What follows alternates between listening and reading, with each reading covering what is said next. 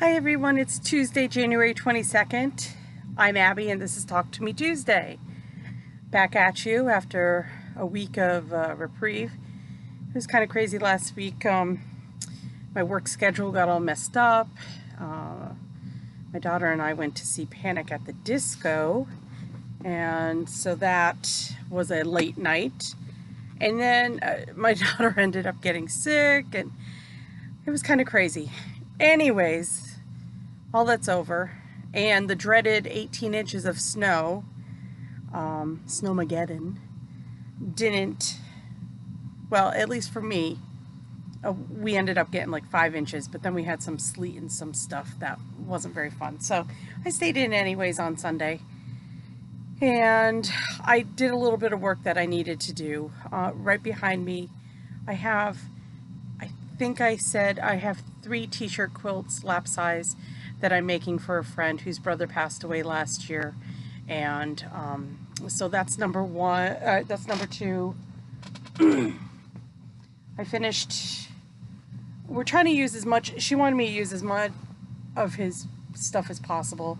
Number 2, I'm not going to show you below because there's some risque t-shirts that were his. And then I have a 3rd one to work on. I've got everything all cut out. And as soon as I finish putting the, oh goodness, the red things, the sashing on those, then I'll start on the 3rd one. I want to get back to my stuff. I want to be creative and do my own things. Last night was our first Dear Jane, Farmer's Wife Sewing Circle gathering. I'm starting a new group at my guild, or mentioned it to the guild, but it's outside the guild. And for years I've been interested in the Dear Jane quilt. Sorry, I popped out. The Dear Jane quilt, which I think I've mentioned this before. Jane Stickle was from Shaftesbury, Vermont. I live in Shaftesbury, Vermont. When I moved here, I wasn't really quilting, and I didn't really discover her until, geez, maybe about 8 years ago. Yeah, which is right about when I started quilting. And I had gone to the Bennington Museum one fall. My girlfriend was getting married, and I had the day off, and I said, oh, I'll go to the museum. I hadn't been there in a long time, and they had the quilt out. The quilt's only out for 6 weeks a year, September and October, and this quilt is phenomenal. Jane Stickle finished it in 1863. I think there's 159 blocks. I don't want to get the numbers all wrong because I know I will. No 2 blocks have the same fabrics. It's quite amazing. It was all hand done, and no 2 blocks are alike either, as far as patterns. So I've been wanting to do this for a couple years now. A couple of the other ladies were interested, so I put a sign out in November, December, and there's about 16 of us that are interested in doing this. I myself am going modern. I want to try not to have to buy any fabrics. I'm using my K Fabrics. I would love to be able to say that none of my blocks are alike as far as fabrics go. I'm undecided yet as to whether I'm going to make the full quilt or just do a lap or a wall hanging. Some of the ladies last night, one of them suggested we do a wall hanging for our elementary school because you can tie in, if you look at these blocks, she had to have been a mathematician. You can tie in math, history, Civil War history, just day-to-day life in Shaftesbury, and we thought we'd make something for the school or the historical society.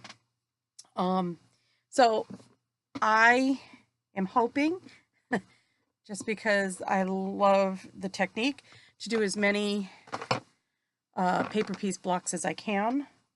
And this was my first one, and they're in no particular order. I have to remember to write the number on the back. So that's my first one.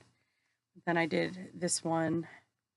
And actually, this is kind of my favorite right now. I love the fabric. So still got the paper on there. They're all going to be 4.5-inch squares.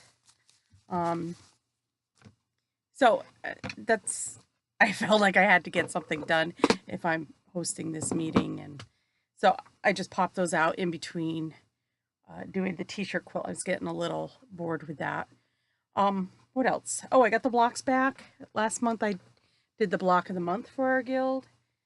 And I used my new AccuQuilt cutter.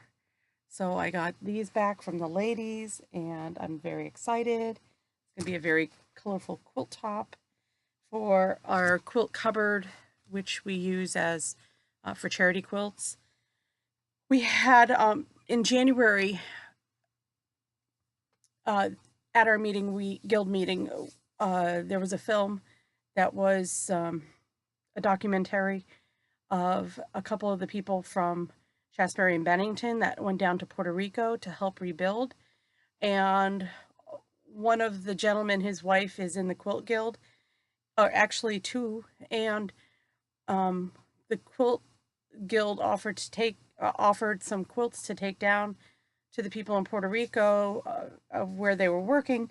And so it was really interesting to see the work that these gentlemen did with some high schoolers, and to see the family and how much they appreciated everything that was going on, and of course how much more there is to do. So these same gentlemen, they're going back down in April, and our guild has once again offered to send some quilts, and actually we have a lot of ladies offering. So we're trying to get the logistics of that figured out.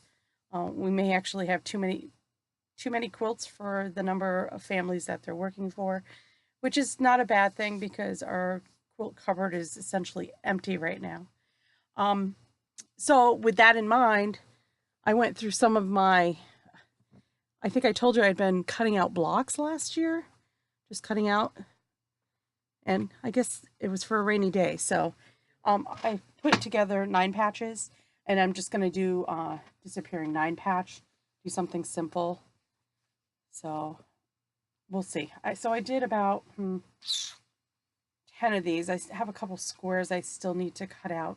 I still have some left, but I need coordinating colors to go with them. This was just from my little box of scraps that I've been cutting out.